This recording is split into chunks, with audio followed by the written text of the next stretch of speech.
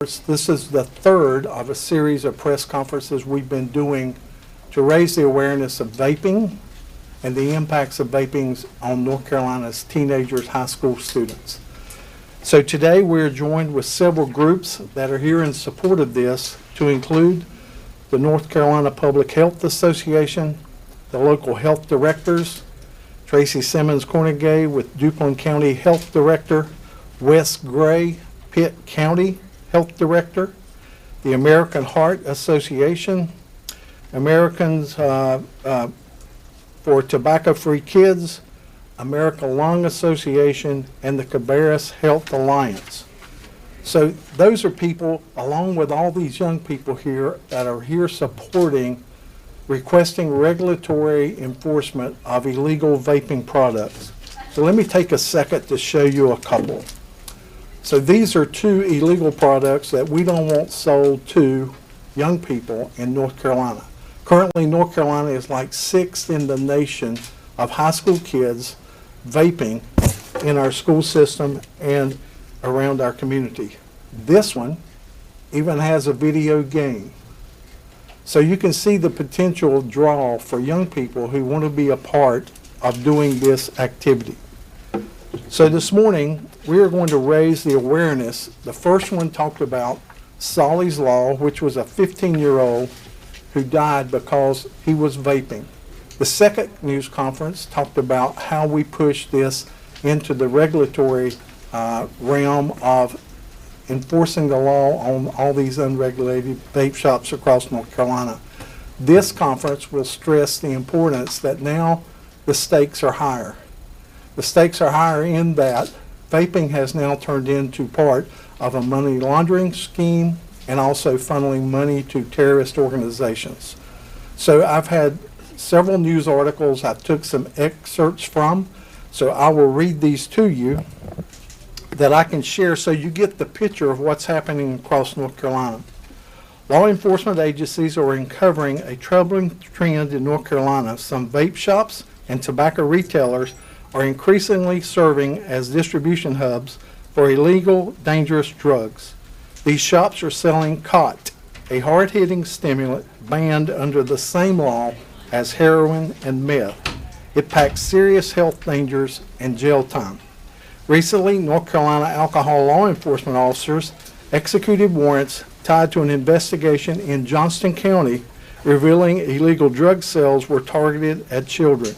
According to WRAL, 6 minors became seriously ill after consuming illegal THC gummies purchased at Prime Vape Shop on Highway 42. Last summer, a coordinated operation by Wilkesboro Police and ALE resulted in 2 arrests at local vape shops and the confiscation of multiple controlled substances. Among the seized products were bags of khat alongside other illicit drugs such as tianeptine, a Schedule II drug labeled gas station heroin, and the appearance of khat in vape shops signals a shift towards distributing drugs linked to international terror financing. In the U.S., the chemical cathinone found in fresh khat leaves is classified as a Schedule I stimulant under the Federal Controlled Substances Act, meaning it has no accepted medical use, a high potential for abuse, and no accepted safety for use under medical supervision. Use of khat has been associated with paranoia, manic behavior, hallucinations, and even suicidal depression, as well as violent behavior in Afghanistan, Somalia, and Yemen. Islamic terrorists routinely get high on khat and leaves before committing violent acts and mass murder.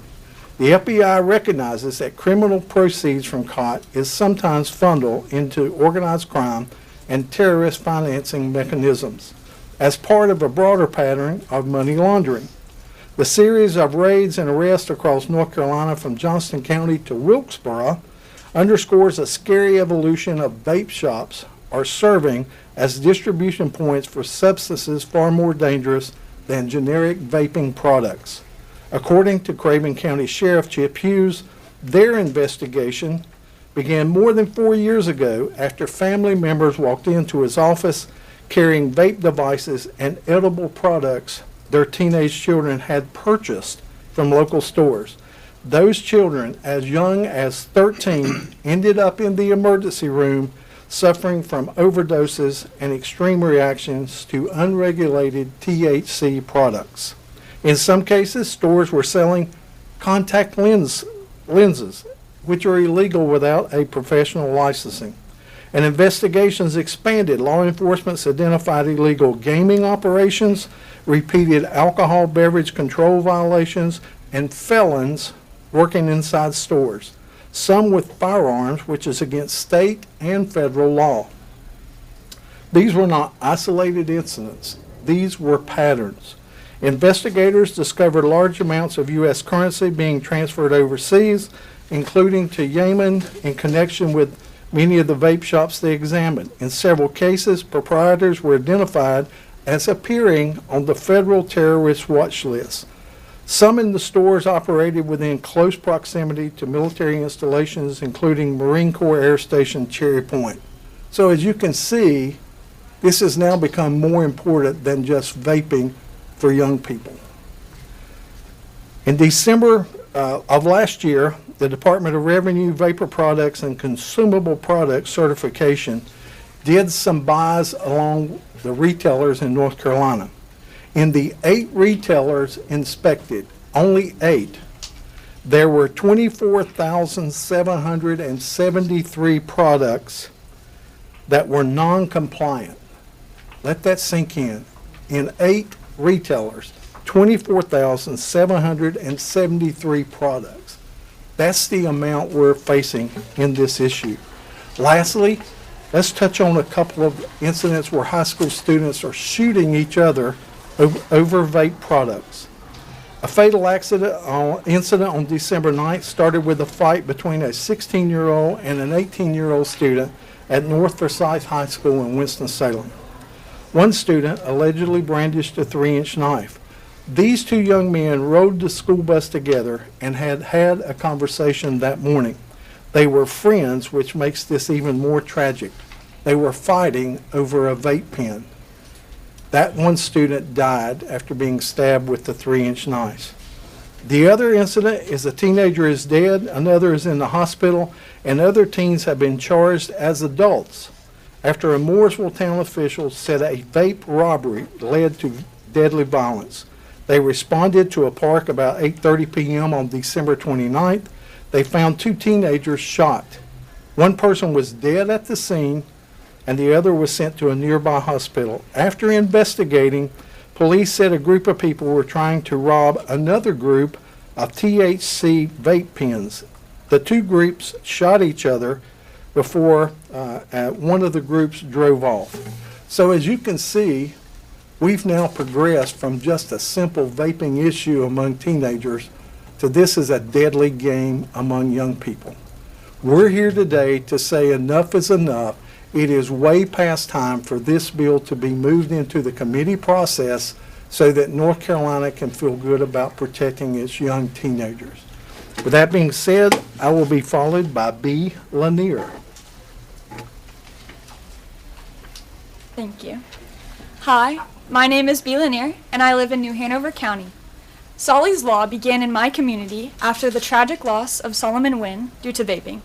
He was supposed to graduate this year, a talented athlete and a friend to so many. Even when parents are doing everything they can, paying attention and talking with their children about the risks, youth are still being targeted, and access to these products is everywhere. Solly's Law is about protecting youth across North Carolina from an industry that is moving faster than our policies. This isn't just a local issue. It's happening in every county, every school, and every community. Solly's Law is about accountability and safety, and making sure no more families have to experience this kind of loss. And the reality is, young people want this change. At a mock government conference with over 1,000 students across North Carolina, I presented and debated Solly's Law right here in Raleigh. In committees and in both the House and Senate chambers, it passed every time. That tells me our youth support raising the sales age for tobacco and nicotine products to 21, and they want retailers to be licensed and held accountable. North Carolina is one of just 3 states that has not yet implemented both of these youth protective measures, and we believe now is the time. I will be followed by Gabe Anderson.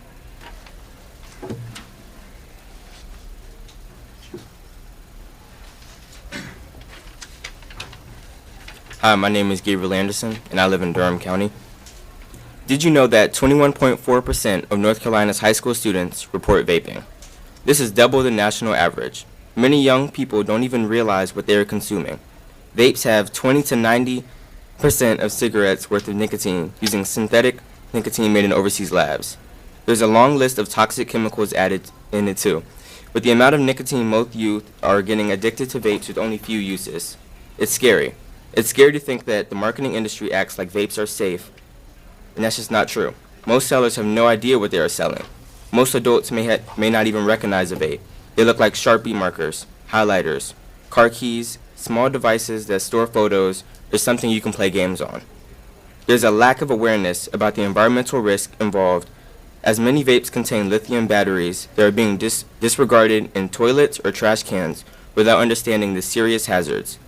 Schools are then left to manage ongoing plumbing issues and additional safety concerns.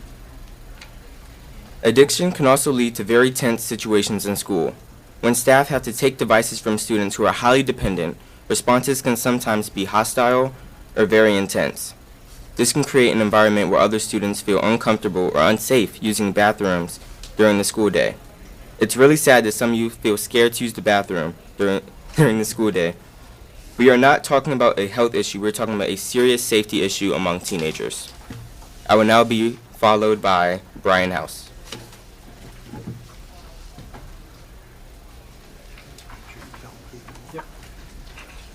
Good morning. Brian House, Director of North Carolina Alcohol Law Enforcement.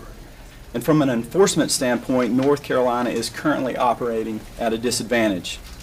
As stated, we are only one of a few states that does not have a retailer permitting system in place and has not fully aligned with federal law by raising the minimum age for tobacco and nicotine products to 21. That gap creates real challenges for those of us tasked with enforcing the law. Right now, we do not have a clear and consistent picture of where nicotine and other potentially dangerous products are being sold across our state. The lack of a structured system makes it difficult to track retailers and ensure accountability. Compounding that issue is confusion around what underage actually means in practice. When state and federal standards are not aligned, it makes consistent enforcement far more difficult for our agents. At the same time, we're seeing an increase in unauthorized and illegal products in tobacco and vape shops throughout North Carolina. Many of these products are designed in ways that clearly appeal to younger audiences, as you've heard this morning, through packaging, flavors, and marketing. In many cases, they're being sold directly to underage individuals, which is deeply concerning to parents, like myself, and public health and safety leaders. House Bill 430 would provide a critical opportunity to bring clarity, consistency, and accountability to this space. It equips us not only to enforce criminal violations, but also to hold businesses accountable through meaningful administrative sanctions when they fail to comply with the law. Just as importantly, it gives us the tools needed to clearly identify retailers, strengthen enforcement efforts, and more effectively remove illegal and unauthorized products from the marketplace. Ultimately, this is about accountability, public health, and protecting our kids from highly addictive products. I'll be followed by Representative Grant Campbell. And Dr. Campbell is one of the primary sponsors of this bill, along with two others, Steve Ross and David Willis. Good morning. Good morning. Pretty inspired by the young people that are taking ownership of this as well. Everybody's doing okay? No one's locking their knees, right? Okay. My name is Representative Grant Campbell, and I serve Cabarrus and Rowan counties. I've also been a practicing OBGYN for over 25 years in my community, and I've had the honor of delivering over 7,000 children back home. While an overwhelming portion of my career has been the honor of sharing joyous events, Part of my job is also helping families through the unimaginable tragedy of losing an infant. And I'd like to give you guys a little bit different perspective on this issue today from my standpoint. In North Carolina, the primary drivers of infant and neonatal deaths are preterm birth and low birth weight, and sudden infant death syndrome, or SIDS, remains a major cause of post-neonatal death. While we are encouraged that in 2026, North Carolina reached an all-time low in this death rate, we remain higher than the national average still. Every condition that I just described just a moment ago has strong links to tobacco and nicotine use in pregnancy. Tobacco 21 laws have repeatedly shown in peer-reviewed studies to significantly drop the initiation of tobacco and nicotine use by 25% in 15 to 17-year-olds and 15% in 18 to 20-year-olds. Moreover, the 90% of nicotine use products used by 15 to 17-year-olds are obtained by peers who are aged 18 to 20. Not only is this an immediate positive impact on children's public health, but it has a long-standing downstream effect, decreasing nicotine use in all age groups over time, both by reducing access but also preventing use in those who have not achieved complete brain development and are more prone to addictive behaviors. These laws have shown a 12% decrease in cigarette sales and a 70% decrease in e-cigarettes in youth populations where it has been passed. E-cigarettes and other nicotine vapor delivery system use in children has skyrocketed over the past decades.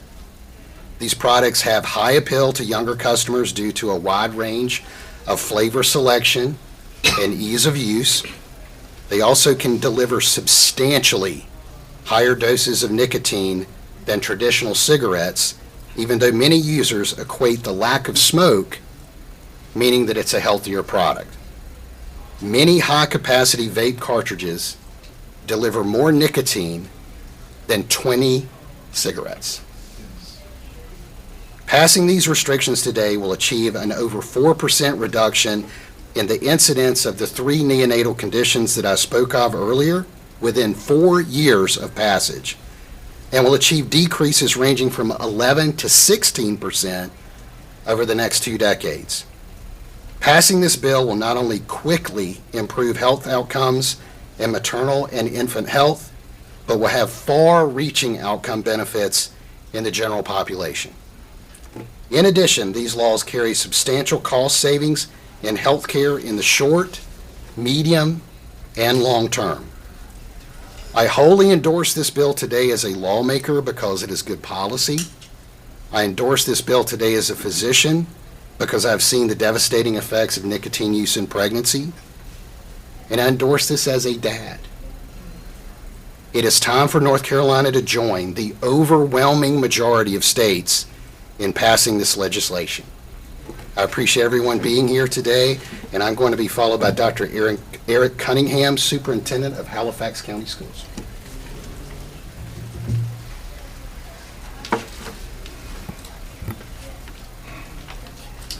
Good morning, and thank you all for being here and allowing me a platform to speak for our children.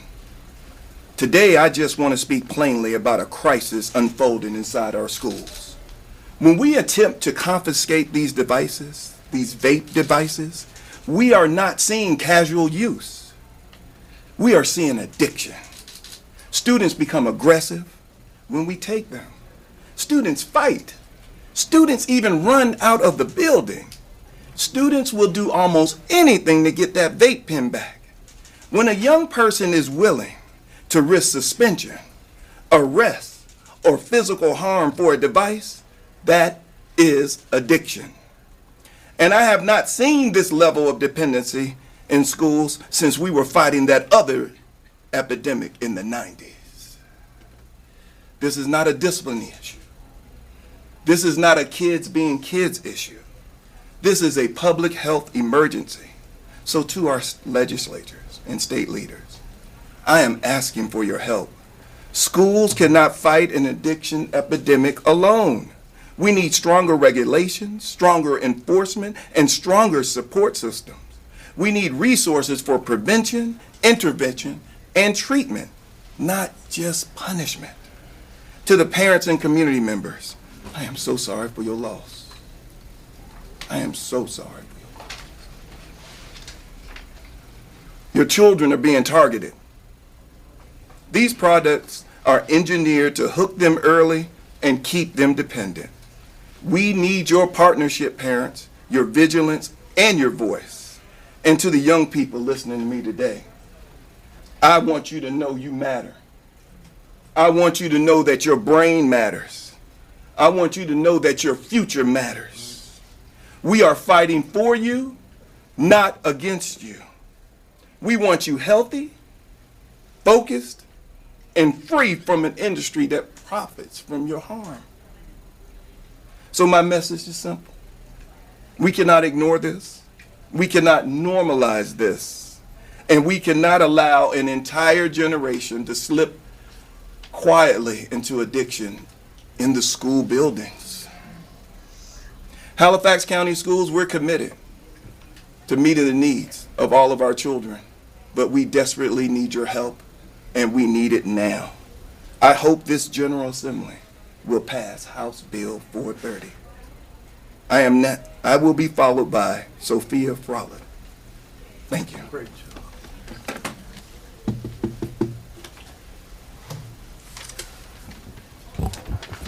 Hi, my name is Sophia Frolic and I live in Durham County and I want to share my story. Thank you all for being here.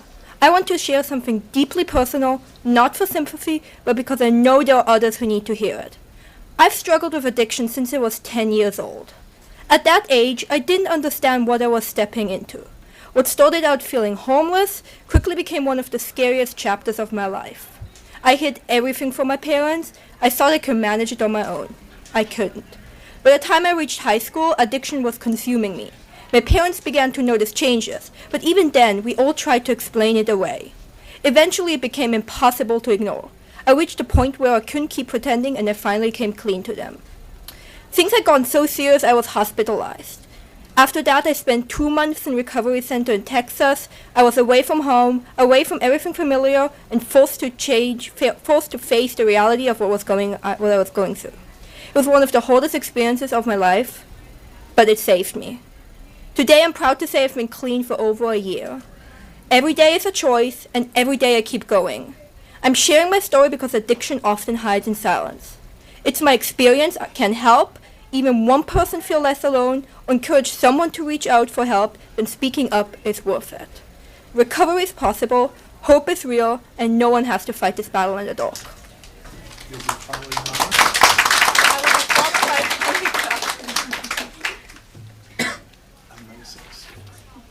Hi, my name is Pranika Santo, and I live in Cabarrus County.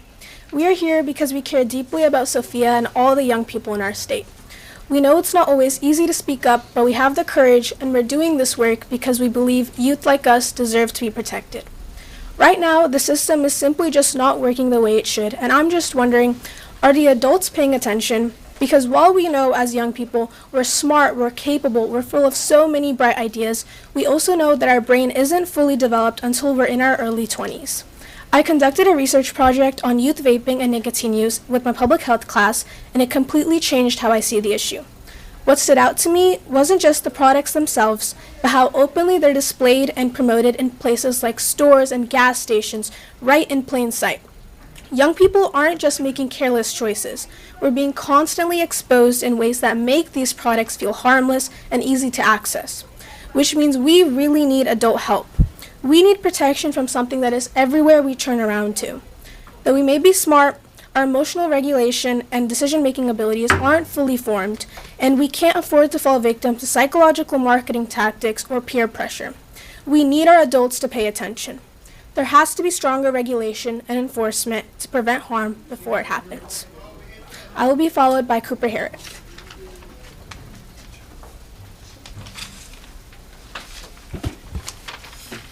Good morning, everyone.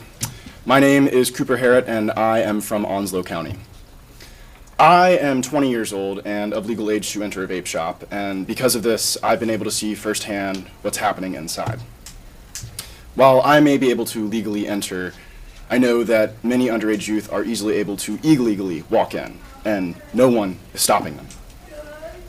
As mentioned, many of the products being sold in vape shops are illegal. With their bright colors and flavors, they're made to look like candy and appeal directly to youth.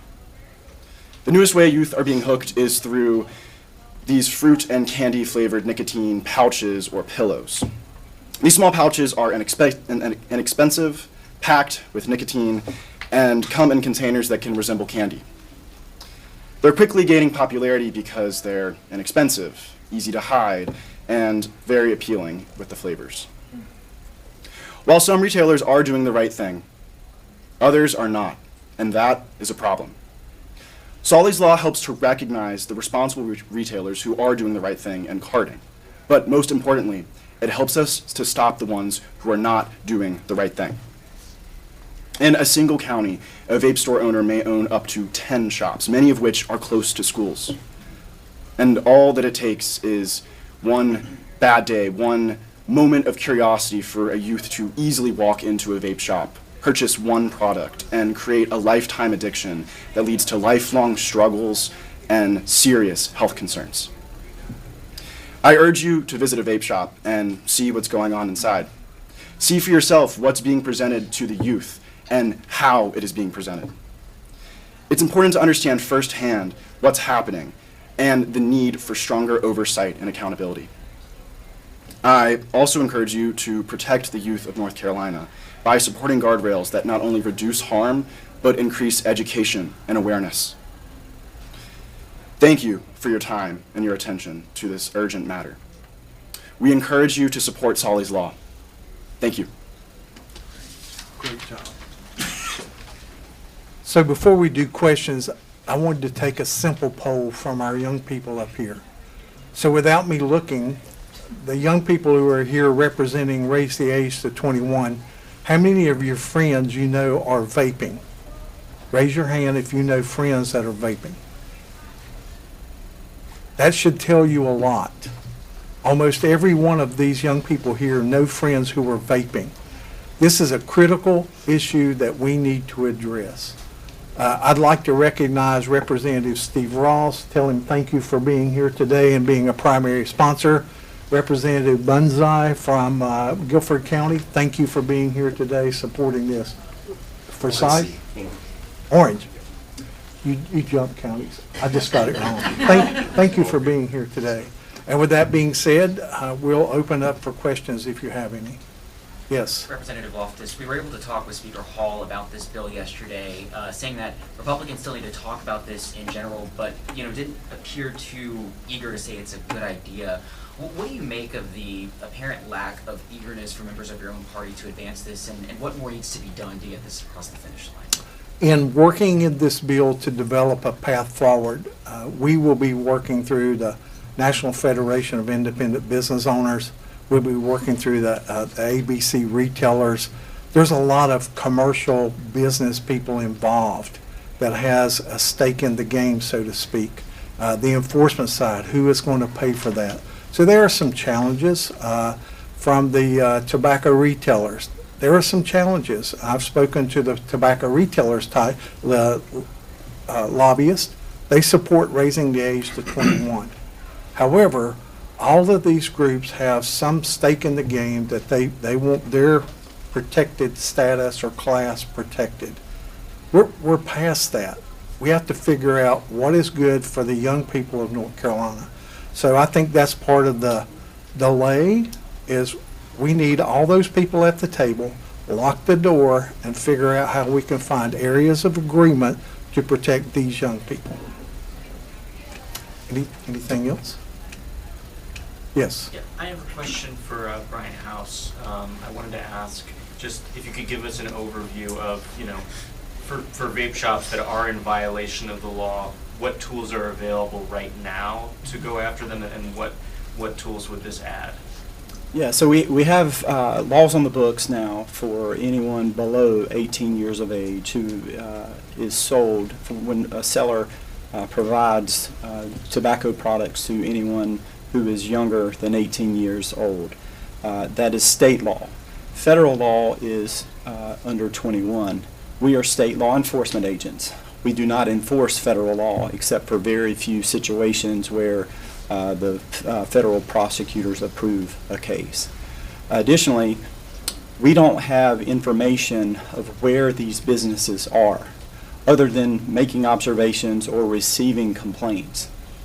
So we see these businesses pop up around schools, outside of military installations. I would encourage you to go into a tobacco or a vape shop and look at the items that they have inside, because some of those items are lawful, some of them are unlawful. We receive a lot of complaints of marijuana being sold in tobacco and vape shops. I think about 90% of the items that we test are indeed unlawful in North Carolina, and they're classified as marijuana. We also see items such as kratom, which is not unlawful in North Carolina, but we see those items mixed with alcohol and being sold primarily at tobacco and vape shops that do not have permits to sell alcohol. And so that is a violation. And so we do act in those circumstances with a criminal law enforcement. There are no permits hooked to tobacco and vape shops, though. So if there's no ABC permits, there's no lottery permits, these businesses do not have any there's no body that has any administrative control or sanctioning authority against these businesses. So it's the people that are working there that are in violation of the crimes, which many of them are not often the ones in charge of the business. Yes. While a permit would put some of these vendors on the map and it had putting them under ABC, etc., DHHS says they're experiencing a number of vacancies that is leading to a delay in inspections. Do you anticipate that this will be a problem, one step of putting them on the map, and then, a lack of inspectors leads to maybe further delay in those inspections happening? Director could speak for his I just think that we have a shortage across state of North Carolina state government. However, knowing there will be people who would want to step forward and serve in this capacity to protect young people, whether that's raising the wages for those inspectors or certification people, that's pretty lame to use. We don't have enough people, so therefore we can't protect young people. I'll just be very blunt, that's pretty lame. So you want to speak about vacancies maybe? Sure. I'll speak to alcohol law enforcement specifically. We have 111 sworn positions across the state. Our priority as it stands right now is the enforcement of alcoholic beverage control laws and other crimes that occur in and around the sales of alcohol. We have, over the last few years, as North Carolina has been inundated with tobacco and vape shops, we have taken that on, but we have had to prioritize those cases. We cannot work all of those cases with the manpower that we have based on the complaints. So we prioritize cases based off of were there young people involved, were there a sickness because young people consumed a product and someone got sick. Those are high priorities for us that we take very seriously. So would it be valuable if there were a further investment in some of these vacant positions? I'm sure on your side, but across DHHS, that's seeing a vacancy in these inspections and regulator positions. Yeah, I can't speak for DHHS specifically. I'll speak for alcohol law enforcement, for our agency. To have a meaningful impact in the enforcement and investigations of these businesses, we would need resources to do that, and that would look like more sworn agents across the state. Do you know how many vacant positions you currently have out of the ones you outlined? We have 8 vacancies out of 111 positions, and we're hiring. So we have a hiring process going on now. If you know anyone that would make a great ALE agent, we are hiring. Great, thank you. Anything else? Yes. Does these bills get into any of the issues around THC and hemp products? And if not, do you see this sort of tying into some of those similar issues around what's been available to young people without regulations on that front? Yes, it does address that as part of the regulatory process of inspections. So lastly, I would say myself and speaking for my 3 other primary co-sponsors, we stand ready to sit at the table with all the factions out there who need to have that discussion. Today, tomorrow afternoon, we stand ready to figure out what needs to happen to move this bill forward. I don't want a vacant position to be held responsible for a kid losing their life. I don't want a retailer saying a $400 license is too much for me to pay to protect innocent young people across North Carolina. And as you can see, these products are very enticing for young people. So I don't want a vacancy or we don't have enough help or we weren't invited to the table. So I am opening and requesting that all those people who want to be a part of that discussion that need to be, name a place, name a date, name a time. We will have people available to make sure we have that full discussion so that everybody moves forward in a compromising position. And a compromise is when nobody gets what they want, but everybody's unhappy, but we've made progress in erasing this addiction process in North Carolina. Any last words? Thank you so much for being here today. Thank you for supporting the young people of North Carolina. And before you go, could all the adult people move out of the way and you guys just see how many young people are here to support this. So we'll slide over and you guys slide to the front.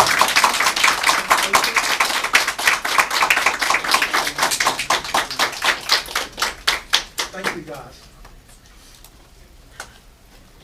We're good on pictures?